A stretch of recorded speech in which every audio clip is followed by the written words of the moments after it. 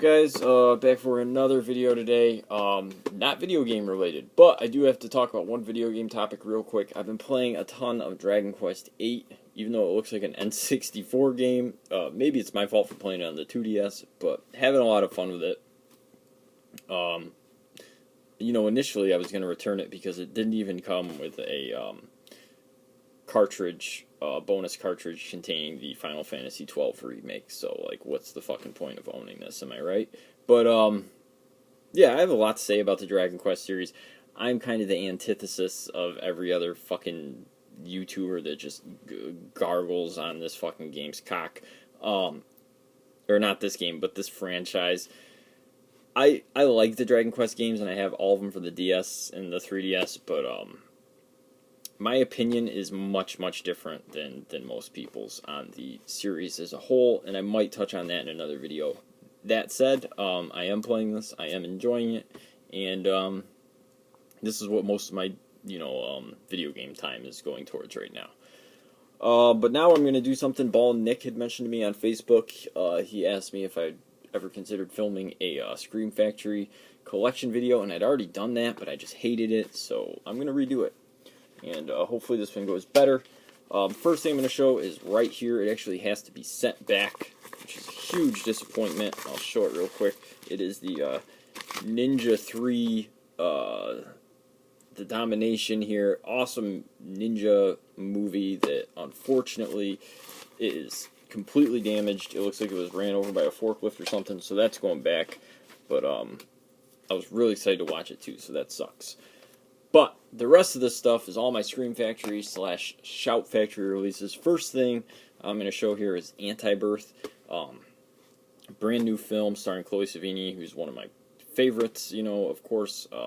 Grew up in the 90s, so I'm a huge fan of like Kids and Gummo and Julie and Donkey Boy and all that really weird stuff that she did in the 90s. And when I heard she was in this movie, I just got super excited. And then when I heard Scream Factory was releasing it, I knew I had to get it. Ordered it off eBay.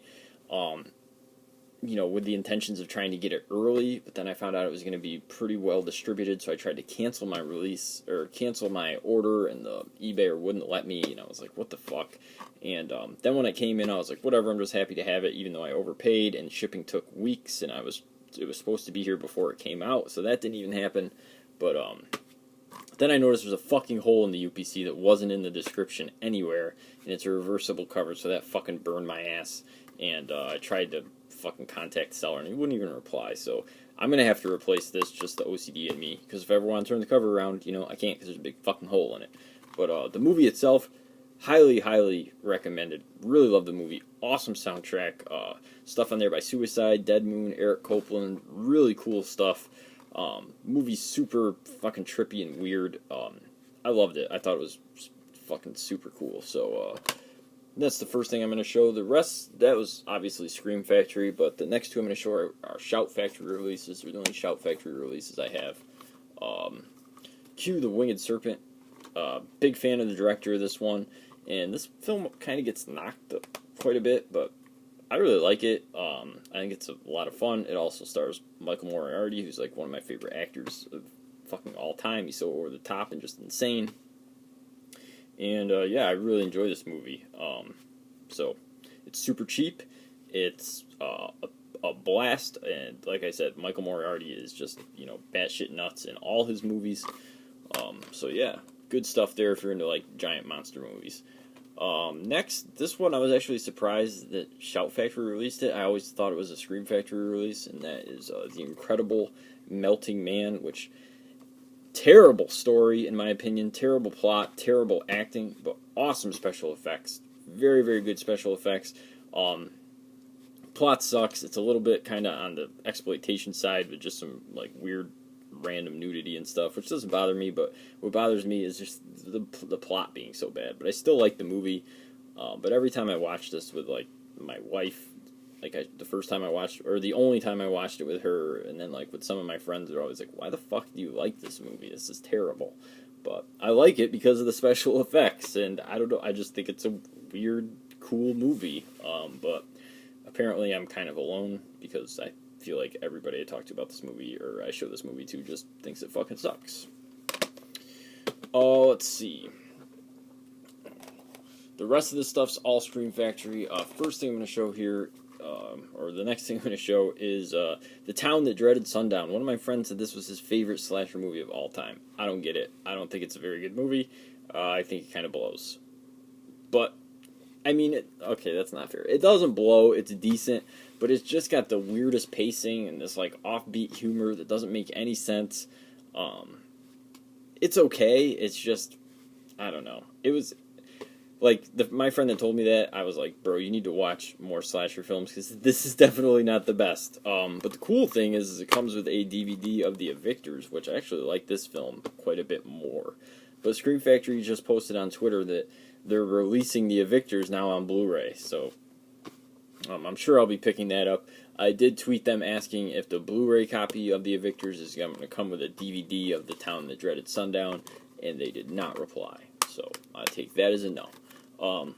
Cool release, you know, getting both those films for the price of one is pretty nice, but, kind of disappointed. When somebody tells you it's, like, their favorite of something in a genre you like, and then you're just like, meh, that kind of sucks. Next is Lady in White.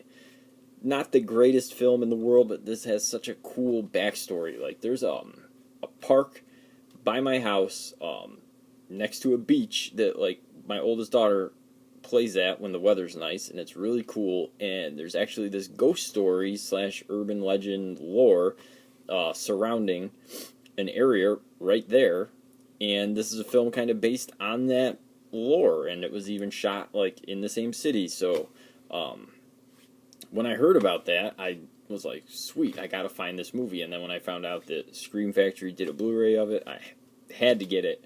Watched it right away. It's decent. It's a decent movie, but definitely not the best. But my connection to the geography and the backstory and the lore and everything makes me kind of put it on a bit of a pedestal. But I don't know that I'd recommend this to everybody, but if you're, you know, interested, it's pretty decent. One of my favorite Scream Factory releases here is the Troll Pack, Troll 1 and Troll 2. Troll 1, absolutely love this movie again, another Michael Moriarty movie. It's also got Sonny Bono and Elaine from Seinfeld. I think this is actually her film or acting debut.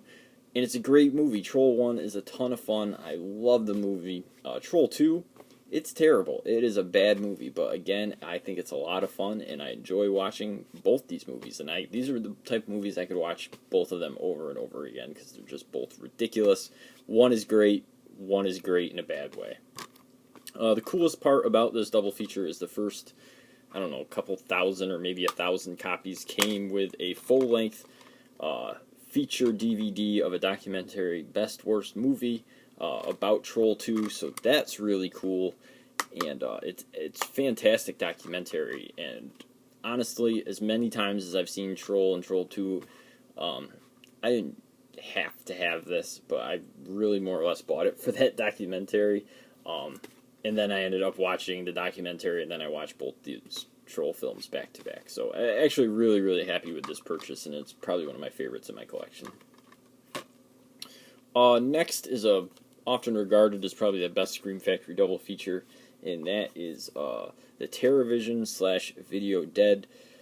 Man, TerrorVision's a fucking weird movie, man. Super fucking weird movie.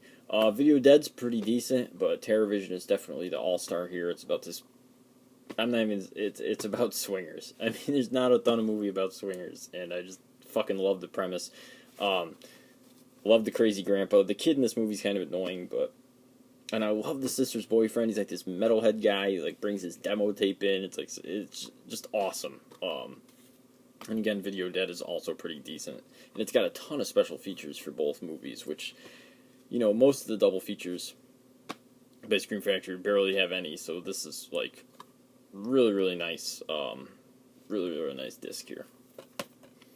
Next is The Battery, a modern take on a zombie film, probably my favorite since 28 Days Later. 28 Days Later, Train to Busan, and The Battery are, like, in my opinion, the best zombie / infection films of our generation, and this one was made on like a $5,000 budget or something, $6,000, and it's really good. Highly recommended. Had a blast with this, and it's like, you know, even my wife like this movie, and she's not really into much of the movies that I'm into, to be honest. But this was a huge surprise. I didn't know what to expect. I just heard a few people mention it, decided to check it out, and brilliant, great stuff. Next is one of the often regarded as one of the worst Wes Craven films, but it's one of my favorites because of nostalgia alone, and that is Swamp Thing. Love the cover, love the character, love the director. Again, I'm a huge, Wes Craven fan. And man, this movie is so much nostalgia. Me and my brother used to rent this quite a bit as kids because we used to love the comic book. So yeah, just, I don't know. I think it's good. A lot of people don't like it. Whatever. One of my favorite Jamie Lee Curtis movies right here, and that is Terror Train. The rest of these are all going to be like the slipcover collector's edition versions. Decent slasher film. I think it's pretty good. I think it's kind of underrated in a lot of ways.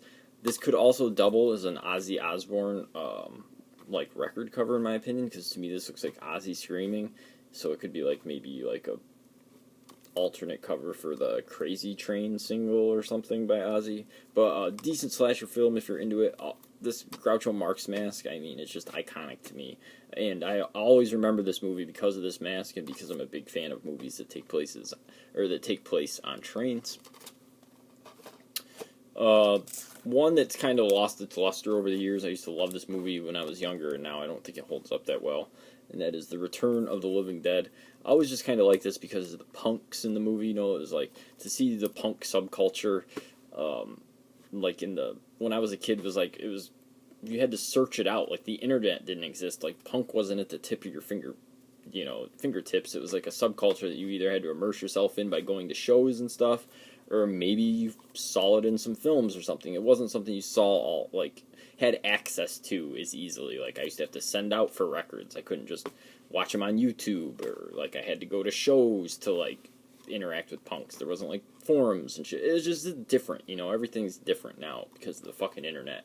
But I think that's one of the reasons I liked this movie so much when I was younger, was because of the punk subculture ideas going on, but it just hasn't aged that well. I'll always love it, but it just hasn't aged that well.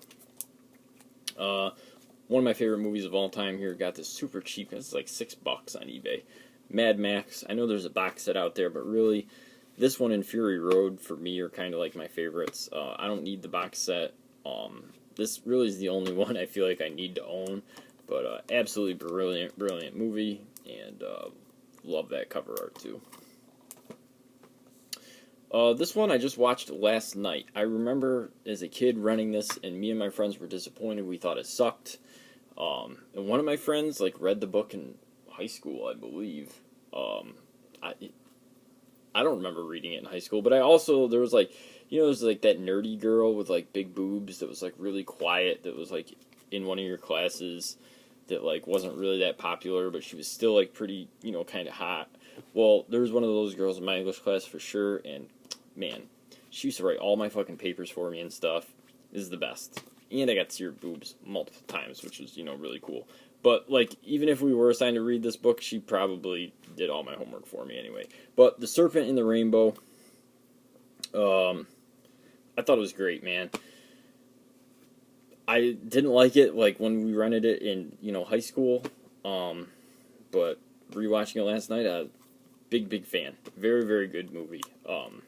Highly recommend it. Definitely not your typical Wes Craven stuff, but very, very enjoyable, and that's why I feel I had to revisit it, because, my taste has kind of changed, though I still enjoy a lot of things I enjoyed then. Some things I'll give more of a chance to now. I'm a little more patient with movies now as well. Let's see, next, Poltergeist 2 and 3. So, Tobe Hooper's Poltergeist, part of the canon, the Cocaine Canon trilogy, as I like to call it. Some people refer to it as a Spielberg movie, but it's a fucking Tobe Hooper movie. But Poltergeist 2 and 3, not nearly as good. I mean, Poltergeist 2 had some cool ideas, especially the Geiger stuff. All the H.R. Geiger stuff in this movie has always fascinated me. But 3, yeah, But regardless, I was really, really excited that these were coming out and knew I had to get them because I am a fan of Poltergeist, and I just, really wanted them, even though they're not the best movies. I still enjoy them for what they're worth. So, the Poltergeist films. Next, I got this purely for the special features because I am not a fan of the movie at all, and that is the Texas Chainsaw Massacre Part 2. I know that's like sacrilegious to not like this movie, but I just don't like the direction that they went with it. For me, Tobe Hooper's The Texas Chainsaw Massacre, the original, is a perfect movie, in my opinion. It is a perfect movie. One of the best horror movies ever made, and it is literally a perfect movie. This just goes in this comedic direction that I was not into at all. I don't like this movie. I know a lot of people love it, and they're like, oh, well, it's a comedy, it's different, but it's just not good to me. But there is some really cool special features on here, and had way more fun watching the special features than I did the feature film. Although the new scan and the restoration does look fantastic. This is a pretty cool one. John Carpenter and I don't know why they don't credit Tobe Hooper. Tobe Hooper, well, I guess John Carpenter did most of it. But Body Bags, an anthology film, really cool. 3, short films.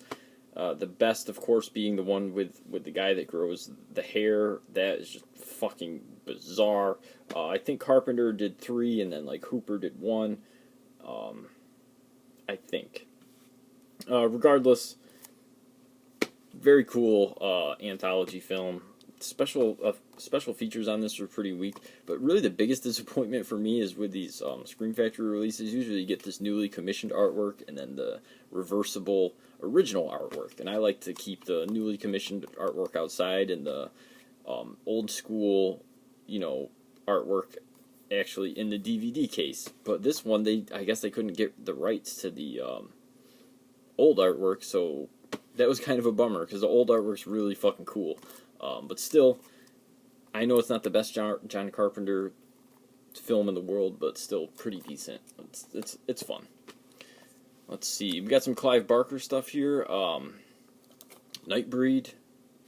Fantastic. I absolutely love Nightbreed. It's amazing. I don't know what else you can say about Nightbreed that hasn't already been said. Very, very good. There's also this super special edition of this movie that I'd like to get, but it's kind of pricey, so I just got this for the time being.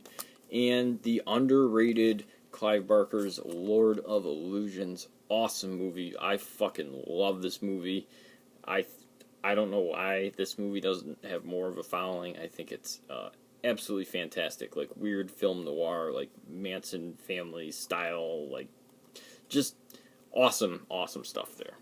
Highly recommend Lord of Illusions. Another pretty underrated film here, we have From Beyond, based on a Lovecraft story. Very, very good special effects in this movie. Acting's, okay, the plot's okay, but the special effects are amazing. Big fan of this one as well. All of these next ones are just ones that I just don't have anything but praise for. These are we're getting into my favorites territory here. Phantasm 2. Love Phantasm. I think Phantasm 2 is arguably slightly better. 1 and 2 are both amazing to me. This, I paid a pretty penny for this, and then right after I got it, they announced a box set with all the movies. So I see this version's value dropping like a rock, but I'm still really happy to have it, and it was a blast to watch this as well as to check out the special features on this one. Really looking forward to that box set to come out. This is another one that used to be kind of pricey, but then with the box set, the value on this kind of fell, but that's fine by me because this is my second favorite in the series, and I was really, really excited to get this. Love the newly commissioned artwork, and that is Halloween 3 Season of the Witch. Awesome movie. Totally underrated. I know a lot of people don't like this, but man, I think this movie's fucking sweet. I would have loved to see him keep going in this direction with the Halloween franchise. So, great stuff there. And this, again, great special, great commissioned artwork on the cover here, and fucking awesome special features on this one too. Highly recommended. And next, one of my favorite directors of all time, if not my favorite director, I don't know, it's like a tie between this individual and John Carpenter for me, but David Cronenberg, man, what can you say about him? First, Dead Ringers, not my favorite Cronenberg film, but still very, very good. Really struggled to call this movie a horror movie at all. It does have some kind of elements of horror, but it's definitely more of like a thriller. But awesome movie. Great acting, great cinematography in this movie. The acting in this movie is fucking amazing. The cinematography is also amazing. What is the main actor's name here, man? He's just so fucking good in this. Something Irons, I think. Why can't I find it? Jeez. Nothing like wasting time. Whatever. Dead Ringers, great stuff. And the last Cronenberg film, I believe this is the only two Cronenberg films on Scream Factory.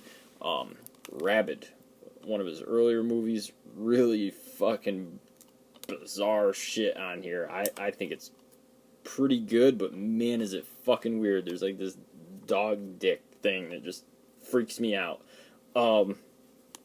Cronenberg's weird, man. I fucking love Cronenberg, but his early stuff is just fucking weird. I would love to see them put out a really nice edition of The Fly, David Cronenberg's The Fly. That would just be amazing, but really happy to have both Rabid and Dead Ringer special editions here. Now, the cream of the crop, in my opinion, my three favorite Scream Factories that I own. Two of these are, you know, kind of pricey. One is just came out. I'll save my favorite for last. Night of the Comet with the slipcover, man. This one is tough to get. This movie is just such a weird, underrated apocalypse, like, zombie movie. So campy, full of 80s charm. I love this movie. Special features on this are pretty minimal, in my opinion. I would even struggle to call this a collector's edition if we're going by special features. But love this newly commissioned artwork. I think it's fantastic. And this movie, the restoration or scan or whatever, is fucking amazing. It looks fantastic. Yeah, I am a big fan of this movie. I know some people think it's kind of meh, but I don't know. I love it. Really happy to have that. I was very patient to get one with a slipcover. Very patient, because I didn't want to pay more than like $50. I ended up getting that for $30, which was a fucking steal. And this was the best deal I've ever got on a Blu-ray, and it is Tobe Hooper's Life Force, part of what I like to call his Cocaine Canon trilogy. Sci-fi vampire movie, fucking outer space vampires, man. This movie is fucking batshit crazy. I love this fucking movie. The puppetry in this movie is out of this world awesome. This one with the slip, super hard to find. I actually got this from a seller, I believe in Germany, who for whatever reason had a Region A copy, and paid more for the shipping than I did for the DVD or for the Blu-ray, but the combined price was still way lower than the going rate, so that was an awesome deal. I was very patient on this one too. It was one that I wanted to cross off my list first as far as Scream Factory films go, but I kind of had to wait because it was not willing to shell out the big bucks that this thing is commanding, and I had to have one with the slipcover because I love this newly commissioned artwork on here. And yeah, special features on this one are decent, not great, but I just fucking absolutely love this movie. And my favorite Scream Factory release ever. I don't see him topping this one in my opinion, and it is my favorite movie. I have like a rotating top 3 movies of all time. It's like Repo Man, They Live, and then this movie. Scream Factory has done a version of They Live, but that one's going for like over 100 with the slipcover, so I'm just holding out until I find one with the slipcover for much less than 100. I'm not spending $100 on a fucking Blu-ray, no way. But the thing on Blu-ray by Scream Factory, awesome. Looks amazing, and the special features are great. 2 discs come with this thing, and it's just phenomenal. And this is I just rewatched this movie, as soon as I got this in, and I was like, you know what, enough of, like, the top three, like, all, these movies always kind of, like, rotating in it. My favorite one is this, no, now it's this one, no, it's They Live, no, now it's Repo Man, no, now it's The Thing. No, my fucking favorite movie is The Thing, man. Hands down. I just fucking love this movie. And something about watching this movie in the wintertime, too, is just the best. So, yeah, my favorite Scream Factory release and my favorite movie, The Thing. Awesome stuff. So that is my Scream Factory collection. There's still a bunch out there that I want to get. I'm not going for a full set at all. Obviously I do like this collector's editions with the slipcovers better, but they put out some cool stuff, even just for regular releases, like this fucking great version of Swamp Thing, The Battery, a modern movie, which I'm really not into many modern movies, awesome, and of course the double features. So just really, really enjoy getting Scream Factory stuff in. So let me know what your favorite Scream Factory releases are, your personal favorites, and why, because, it convinced me to go outside of my comfort zone and maybe pick up something that you love that maybe I don't have here in the collection so far. So that's it for me, guys. Have a great day.